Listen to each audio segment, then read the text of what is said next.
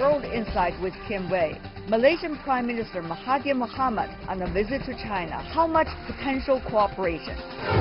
And in tonight's Women on Top, wrapping up the week is a Renaissance woman, an artist of many talents. She's Liu Sola, a well-regarded author, prolific writer, and prodigious composer.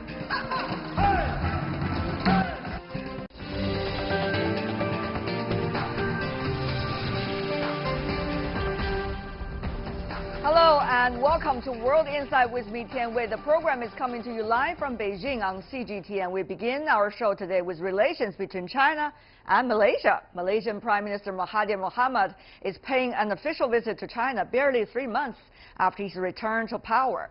The visit is at the invitation of Chinese Premier Li Keqiang, and the two sides are expected to discuss cooperation and regional issues. Before we get down to the discussion, let's take a look at this first.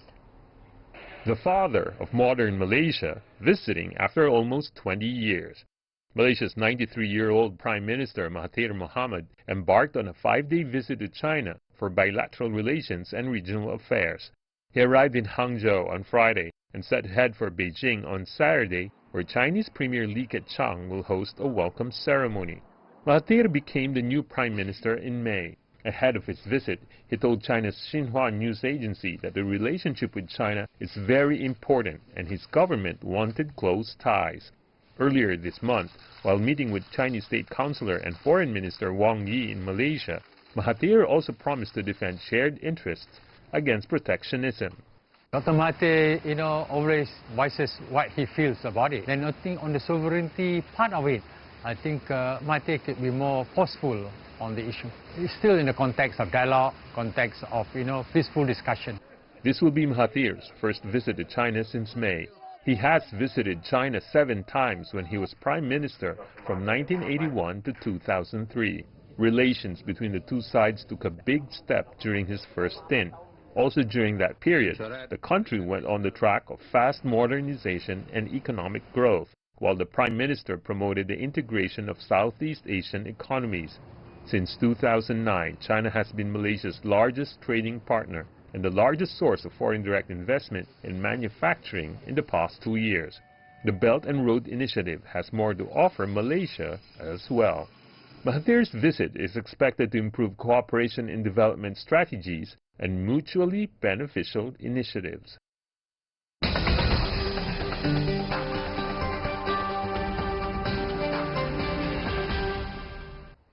So, what can we expect from Malaysian Prime Minister's visit to China this time? And what about the potential of bilateral relations? That's a question in many's minds. Let's turn to our panelists to answer those questions. With us in Beijing studio, Rong Ying, Vice President, China Institute of International Studies. What a pleasure to have you, sir, here in Beijing studio. Also joining us here, we have Victor Gao Zhikai, current affairs commentator, also chairman of the CESI, Vice President of CCG. Welcome. In Kuala Lumpur, Malaysia, we invited Rustam Mod Isa, who is the chairman and chief executive of the Institute of Strategic and International Studies, a very well-respected scholar from Malaysia. Welcome, Rustam Isa. I want to start with you, Rustam Isa, about the Prime Minister's visit to China. Yes. More than 90 years old, wow. But at the same time, very enthusiastic after 3 months in power, coming to China to check about the latest possibilities for Malaysia. The two countries have been working together for decades. But at this point, Rustam Isa, what do you think are some of the most crucial areas that the two sides need to discuss and possibly come up with consensus? Well, as you've said, relations have been very strong between Malaysia and China. Mind you, it has been mentioned earlier that the Prime Minister had visited China 7 times before. And his first visit, I believe, was in 1985. That was just 11 years after Malaysia and China established diplomatic relations. And now he's visiting China again on the 44th year of the anniversary of Malaysia-China relations, and next year we'll be celebrating 45 years of relations. So the relations are strong. If you are asking about issues, yes, there are a number of issues I think that the Prime Minister will want to discuss in particular about the projects that have been instituted in Malaysia, the railway projects and the pipeline projects, which have gained headlines both here in Malaysia and around the world as well. All right. Mr. Rong, Belt and Road Initiative is an initiative China has been working on with many of those in Southeast Asia, Malaysia certainly included. With the recent ups and downs, how is China seeing that potential really in the near future? Well, of course, BRI is an initiative put forward by China and welcomed by countries around the world, and in particularly, I think, our neighboring countries. And Malaysia is one of the first countries that has been expressed support and readiness to participate this initiative. And when the new government, took over, the new administration. Yeah, new administration, exactly, and they continue to express its readiness to actively support that and would like to participate, take part in that. So this is, I think, a positive momentum sign, and as our colleague from Malaysia mentioned, that this is again indication of a strong and close relationship between the two countries. Therefore, I have to go back to Rostam Issa about the sustainable foundation that the two countries should enjoy and could enjoy when it comes to Belt and Road Initiative as well as other economic and trade cooperation. Is that sustainability there? Yes, I think so. As has been said, Malaysia welcomed the previous administration or government in Malaysia welcomed the Belt and Road, and this government, I believe, also welcomes the various initiatives under the Belt and Road proposed by President Xi Jinping. For Malaysia as a maritime nation, as a trading nation, the maritime Silk Road component of the BRI is certainly very important. But if we look at relations as a whole, Dr. Mahathir himself has said during his first visit to China that economic cooperation and trade should be the foundation for relations between Malaysia and China, because he could foresee that China at that time was already moving in the direction of further development, progress, and economic prosperity. So if you look at trade, for example, now Malaysia is the largest trading partner for China in ASEAN, and China, of course, is the #1 trading partner for Malaysia. And the volume is big. It's at one point it almost touched $100 billion US. Yes, indeed. Mr. Gao, as Rostam Issa mentioned, Malaysian Prime Minister Mohamad has been into China many times. Actually, he has been interacting with different generations of Chinese leaders very closely, I have to say. And certainly, as a result of that, one would assume Mr. Mohamad will be able to understand the goals that China has in mind when it comes to its economic development, when it comes to its foreign policy, when it comes to its potential of development. How much do you think, Mr. Gao, if the understanding is there, could help with both sides to resolve some of the issues that we're facing right now? Well, first of all, we warmly welcome Prime Minister Dr. Mohamad Mahathir on his very important visit to China. This is his first official visit outside of Malaysia since he became the Prime Minister. He's 93 years old, so he's the oldest serving Prime Minister in the whole world. So in that sense, we congratulate him. He is a great statesman in Malaysia and is highly respected by China, by the Chinese people, by the Chinese government for many, many years. Of course, when he was running for the Prime Ministership, he made some announcements, took some positions, which eventually resulted in the suspension of some of the major infrastructure projects in which China was very much involved in. To that extent, I think it's very unfortunate. However, we do have faith and trust in Dr. Mahathir.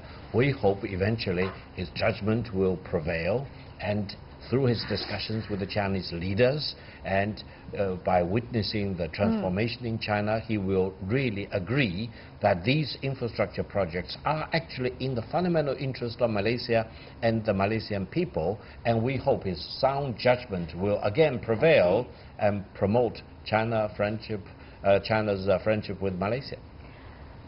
Mr. Rong, Dr. Mahathir Mohamad's visit to China is not just in Beijing. Actually, he's been traveling, he has this plan of traveling around China into several different places. So that would help him and his administration to have an updated understanding about where China is and what is China's potential. Once again, what does China want? That's important for the others to understand.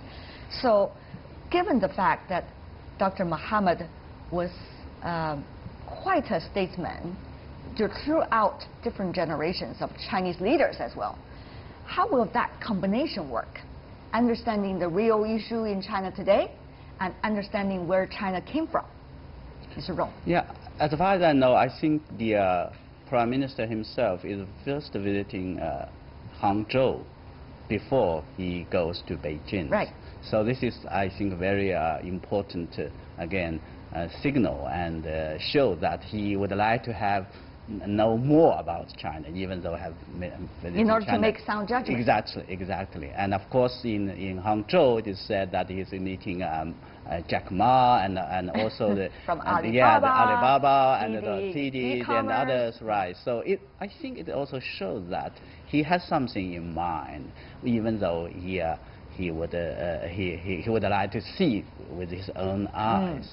So I think his understanding of China, about China, the past, and what is going to see the China today now would certainly help him to have work out by working together with the Chinese leaders a new way or new model for sustainable sort of cooperation, not only in economic field, but more equally important in political and on the regional. Talking about the regional and political issues, Rastam Issa, I have to go to you about that very important issue.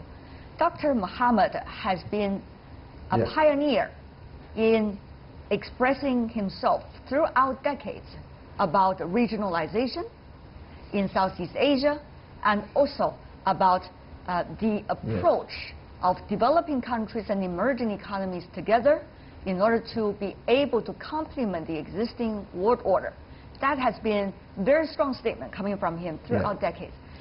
Now, Rastam, is the issue of unilateralism, trade protectionism, and the issue even of the beginning of another new Cold War, as some already, in a way, noticed it over the past few months, coming from some countries, is an issue that many have in mind.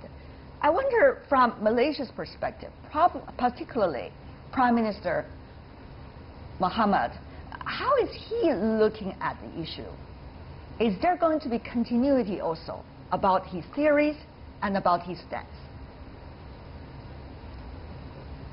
Yes, he's certainly one who believes that countries, especially the small and developing countries, should get together, should work together and cooperate in order to strengthen themselves, to develop, to have a political voice.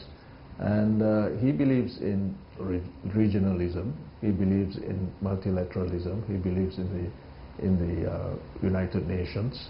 And certainly he does not favor unilateralism, he does not favor trade protectionism, because this is not good for the world and not good for trading nations like Malaysia. So I think he remains consistent in that. Just as I would add a comment about his knowledge of China. You have to understand that, all right, when he was Prime Minister for 22 years, he observed China. He visited China 7 times. But since then, he has also visited China several times. He has been observing China. He has been gathering knowledge and information about China. So I think he's always up to date about China. And one has to remember that it was during his administration that Malaysia invited China to come to the ASEAN meetings for the first time. Foreign Minister Chen Chi-chen was here in Malaysia in 1991. Right. So Dr. Mahathir has always seen China as a very close friend. But the role of Malaysia in ASEAN and the role of Malaysia in its relationship with neighboring countries has been quite some discussion involved over the past few months since the presidential campaign, prime minister campaign, and some of the other events. So, Mr. Gao, how do you see that? Before I go to our Malaysian friend again, I want to have your comment first. Now, first of all, Malaysia has always been a very important pillar in the ASEAN in terms of its foundation, development, growth, and the current day operation. So in that sense, I think Malaysia commands a lot of respect, not only from other ASEAN member states, but also from countries like China. China-Malaysian relations in recent decades has been very good, and partially because of great contribution by Prime Minister Dr. Mahathir. And he has many friends here in China. We very much like him. I've quoted Dr. Mahathir on many occasions in my speeches in Malaysia. So thirdly, I think we need his great statesmanship to come back into play. We hope China and Malaysia can have very good, amicable, mutually beneficial relations, and we believe his judgment eventually will prevail. Rustam, is Malaysia's relationship with Singapore, for example, Malaysia's relationship with some of the other neighbor countries on different issues have been very up for discussion over the past few months, we have seen. So how will Malaysia found its place once again within ASEAN and also become once again one of the major centers, shall I say, centers of the ASEAN countries, among the ASEAN countries? It's an interesting question, isn't it, for Malaysia? No, I certainly agree with Mr. Gao that Malaysia has been a very active member of ASEAN. And in fact, if you look at the founding of ASEAN itself, it was Malaysia, Indonesia, Thailand, Philippines, and Singapore that brought ASEAN together. But the thrust of the association itself was really Indonesia and Malaysia. But now, relations with the neighboring countries and with the ASEAN countries are good, I think. There are, of course, issues which need to be discussed. Some issues, Dr. Mahathir has said, would be revisited. But I think this is normal in the course of relations between neighbors. There are issues that need to be ironed out, and I don't think we have any problem. In fact, I would expect that Dr. Mahathir would begin looking at initiatives to strengthen ASEAN further, and you know, he has visited his colleagues in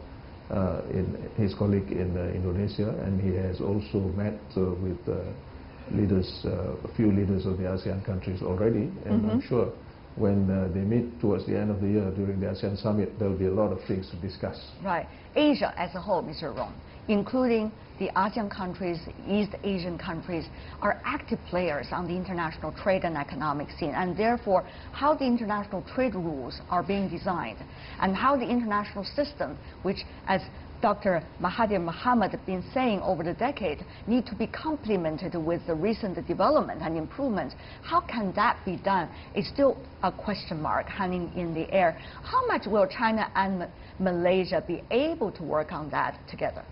Yeah, I think Malaysia has always been, as with the two previous panelists have been talking about, that play a very important role. Dr. Mahathir himself actually is one of the architect and advocate for ASEAN, East Asia sort of identity, and is working very hard in putting on that. And at this stage, as the region and the world at large is undergoing such a dramatic changes and facing so many uncertainties, I think we are looking forward, and I think China certainly would like to work closely with Malaysia and to find a new way or new approach to deal with that, to promote the building of that identity, as I think China and the so-called 10+3 are working together to build the East Asia Economic Community by 2020. So all in all, I think there are many things and China and Malaysia can work on at the political front, right, and particularly in terms of promoting regional integration. I see. Before we go, Rustam Issa, I want to come back to you once again, but very briefly as we're running out of time for this discussion. Now, economies have to not only look at the international policies, but also have to look at their own structures and their own challenges in order to make sure the house are being attended, at the same time looking at the international cooperation. How about Malaysia in that regard? Very briefly before we wrap it back. Yeah, well, this government now, of course, is looking at the economy of the country. One major challenge is, of course, finances. According to the Minister of Finance, the country's finances are in pretty bad shape because of what is regarded as mismanagement by the previous administration. But I think Malaysia has a strong economic foundation to pull through as we move ahead. You know, there are many new initiatives that the Prime Minister and the government will take, and I think we will be able to weather whatever problems or storms that come our way. We hope that will be the case. We'll see how the two countries can cooperate on many possibilities. Thank you so much, gentlemen, the three of you, for being with us. Rustam Maud Issa, coming from Malaysia, as well as our two Chinese panelists, Mr. Rong Ying, last but not least, Victor Gao Zhikai. Thank you so much, gentlemen, for being with us. And you are watching World Insight with me, Tian Wei, still to come on our program.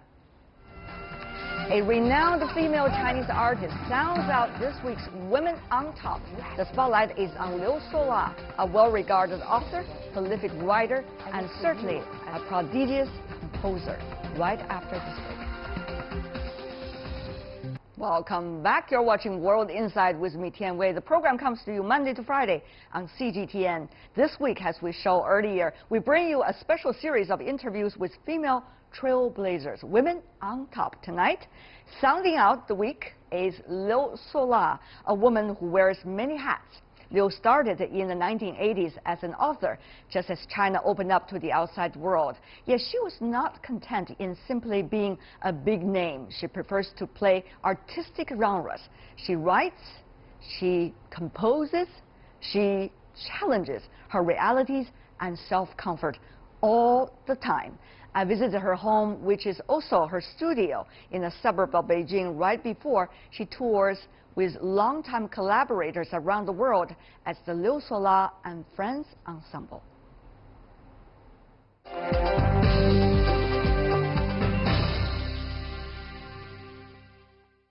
China was on its path of rapid development.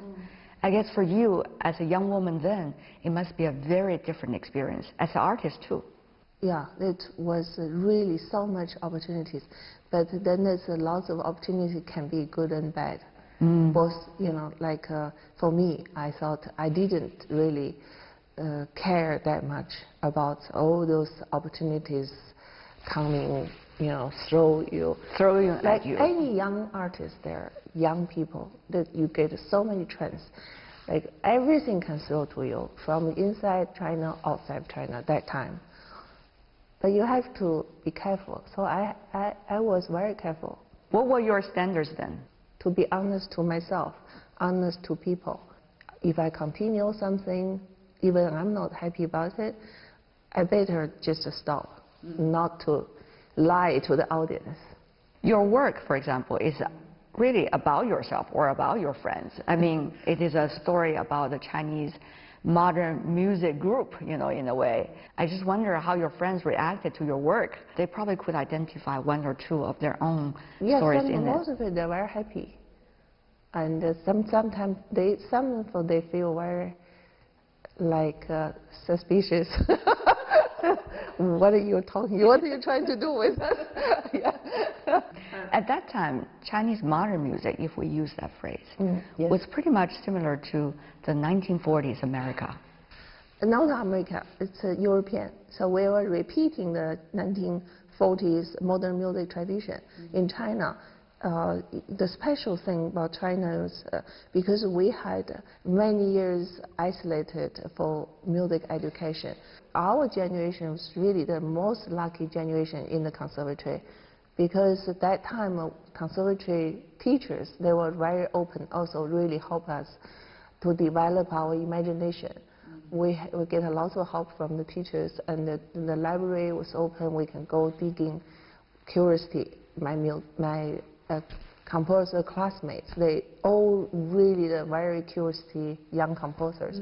The good thing about them is that they want to create their own, own style based on who they are. They already have the conscious that who they are.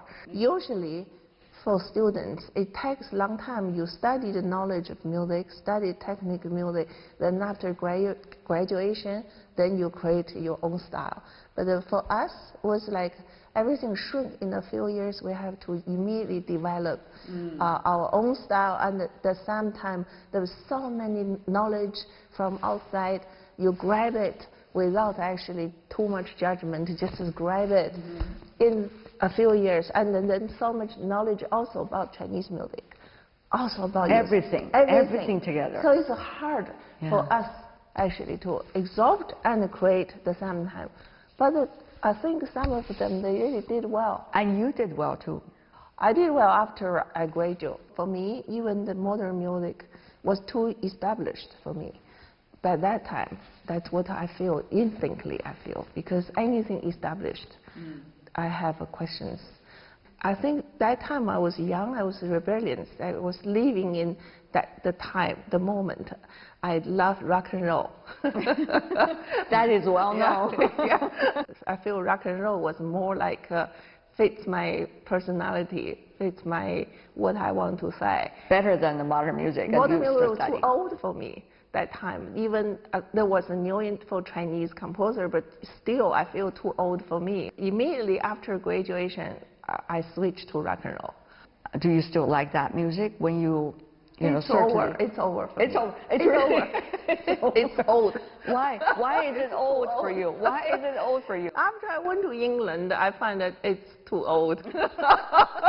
I really was mixed with British rock and roll people.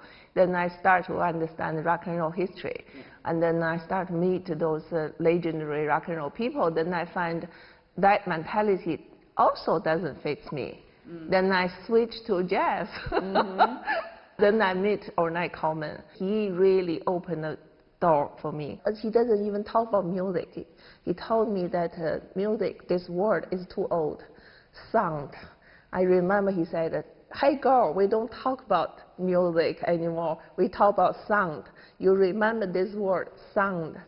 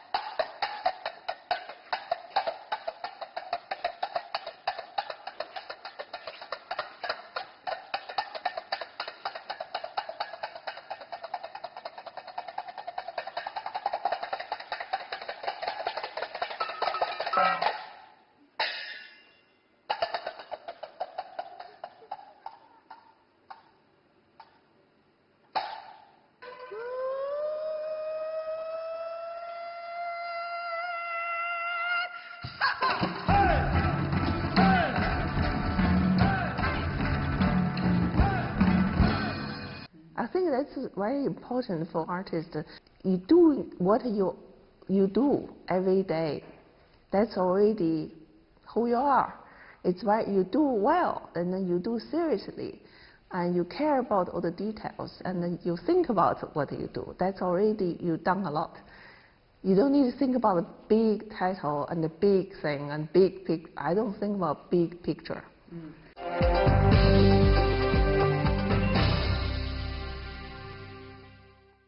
Back in the 1980s, you were this big name among the younger generation of Chinese. And of course, your fields of art has developed so much in different areas.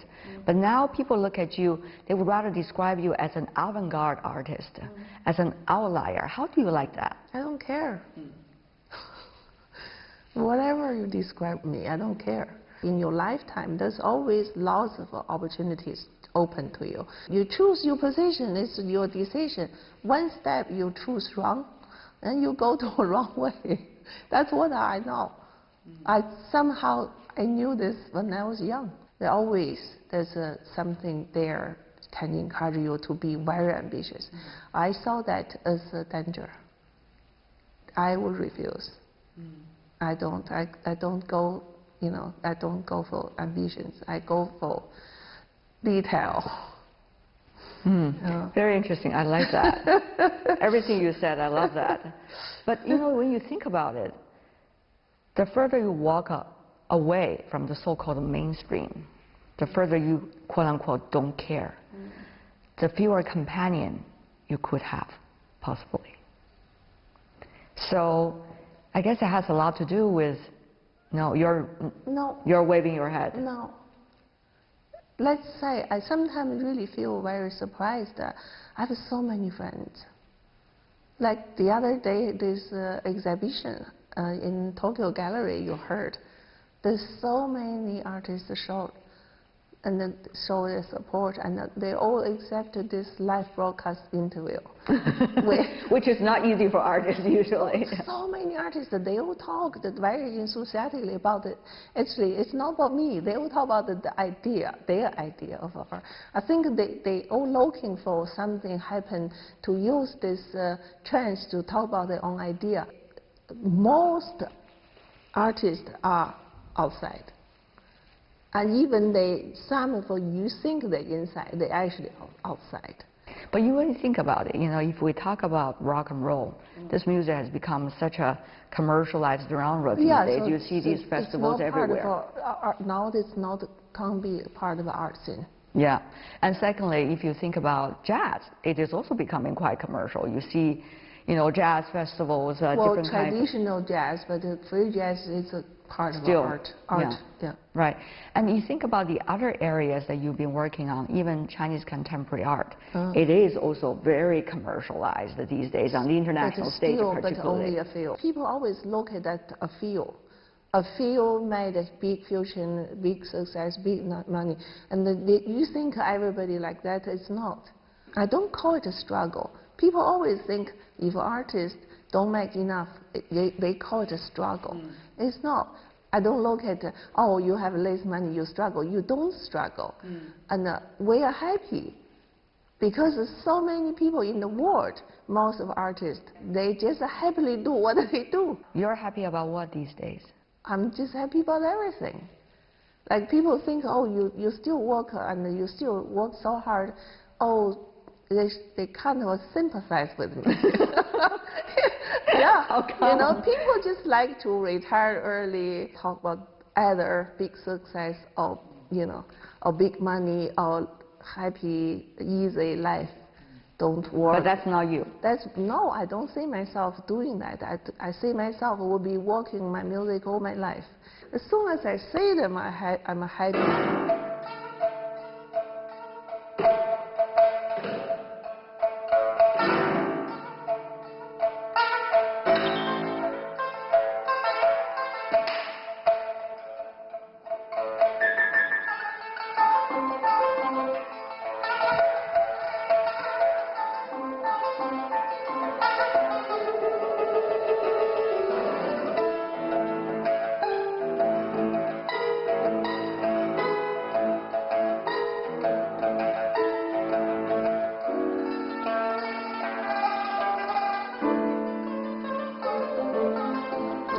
Of art in China, this moment, because by accident, a few artists made big name and big money. And then we have this very kind of a rough idea, like a stereotypes. Also blurred idea about the world, about the international world. You think everybody should live like or if you do film, you should live like Hollywood film stars. Or you do art, you should be the celebrity for artists. You don't know there's so many happy artists. They just happy about what they do.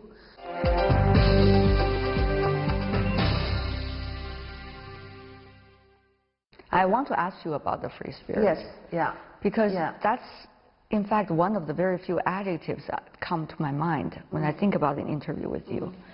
How could one individual at any time of her life always striving for free spirit, whether she is quote-unquote traditional sense successful or she's quote-unquote traditional sense silent? Free spirit is something here, you know. I don't say you refuse successful and you don't refuse success, but even when you're in the middle of success, you can still keep your freedom, your free spirit. You can anytime, anytime you can say no. I think it's not about your, like if you're already in the circle, the successful circle. This is the trick. And then people give you the chance to say, now you're in this very important position, you can't say no. Most people don't dare to say, oh God, I worked so hard in my life. I'm finally here. If I say no, everything gone. But once, if you force yourself to say yes, then you're going to be forced all your life. If you can say, anytime I can say no, and there's always a door open for you.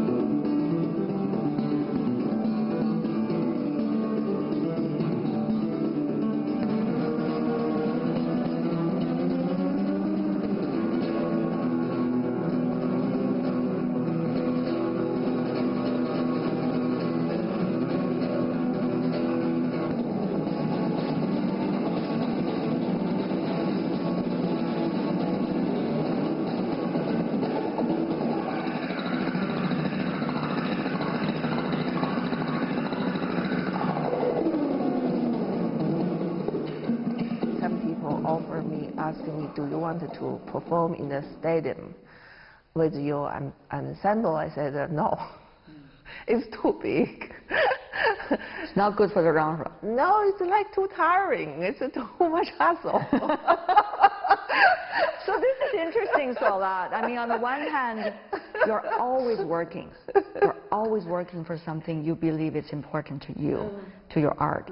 On the other hand, you don't like to be quote-unquote tired and exhausted. I just don't want to please trick the other. Can many afford this kind of free spirit as you do in China? I mean, after all, people would say, you're coming from a very special family. You yourself went to the United States very early in your years. You saw a lot of things. You come back, you're materially affluent, and therefore you can do anything that you want. Anything good is a sacrifice to get it. You have to pay the sacrifice. I paid lots of sacrifice. Because then I have lots of friends overseas. I meet friends, some friends like, so either they very successful or really not successful but brilliant. I really value to learn from those musicians, or not artists, musicians, whatever people. Yeah, they teach me. They taught me so many things. You know, like even the most successful artists in the States, they taught me how to keep free spirit. That's one thing I learned from everybody. Talking about the free spirit, once again, you see the Chinese society changes. Yeah. A lot of amazing things happen, but a lot of things remain the same. Yeah. How do you, as an artist, at the very beginning until today, try to be conscious about everything going on there? Yeah. But at the same time, readjust yourself to be able to get your voice heard and to be able to keep your friends around? I think actually to get your voice heard, it was never my concern. If you know, that's why there's one example. When I was writing You Have No Choice, I thought I just gave to 20 people. I thought I just type out, you know, like at time it even doesn't have type. I just write it down and then... And copy them? Copy 20 copies, give to 20 for my friends. If they read it, said, oh, it's interesting, fun. That's it. That's all I was wish. I didn't know it become like this. So that's why from my own experience, I feel there's lots of things happens they don't know it. Like if you try too hard, actually, it ruins your spirit. It ruins your whole life. Eventually, even you may get it, when you got it, you probably can't even enjoy it. Do you think you're typical of Chinese female artists, or very, very different from most of the mainstream? I don't know. I don't think about this. Do you care? I don't care. I like it. I just like it. Sola, a free-spirited Sola, inside out. Thank you so much. Okay, thank you. Thank you for being with us. Thank you. All the best. Okay.